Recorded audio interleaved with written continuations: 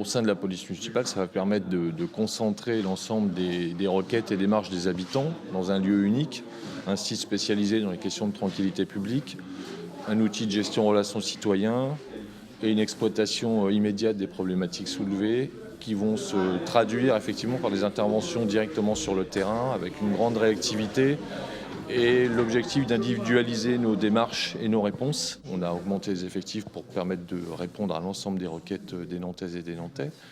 Et l'individualisation de la réponse, elle réclame aussi une évolution, une spécialisation, une formation au sein de nos services. Aujourd'hui, on a formé nos personnels.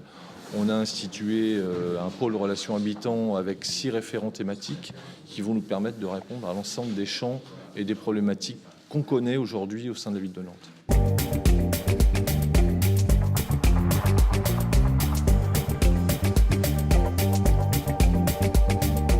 Fréquent, déjà, je rappelle que la police municipale de Nantes est là pour intervenir sur le champ des pouvoirs de police du maire. Elle n'a pas vocation à se substituer aux missions de l'État en matière de sécurité et d'ordre public. Sur des exemples les plus fréquents, on trouve le stationnement, les nuisances de voisinage, les regroupements bruyants, problématiques de circulation, notamment la vitesse des véhicules dans certaines rues nantaises par une minorité d'individus, la gestion des espaces verts, en tout cas leur fréquentation et l'attitude avec la bonne tenue des chiens par exemple, c'est une problématique assez récurrente dans les espaces verts. Voilà, globalement, les principales problématiques soulevées sont là. J'oublie pas les commerçants aussi, qui rencontrent aussi un certain nombre de difficultés, avec des publics pas toujours faciles.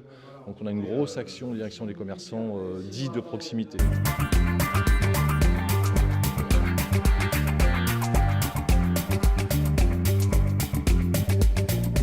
On va projeter des patrouilles sur l'ensemble des 11 quartiers nantais.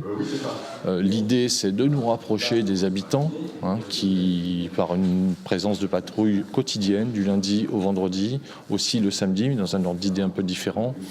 L'idée, c'est d'être présent, visible, donc de rassurer la population, de se faire connaître, d'aller au-devant des habitants, des commerçants du secteur, des acteurs sociaux, je pense aux associations par exemple, qui travaillent au plus près des habitants.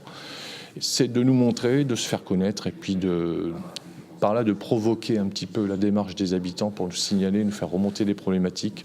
Soit elles relèvent de nos services et on sera capable de conduire des actions, soit on sera capable aussi de les orienter, nous, vers le bon service.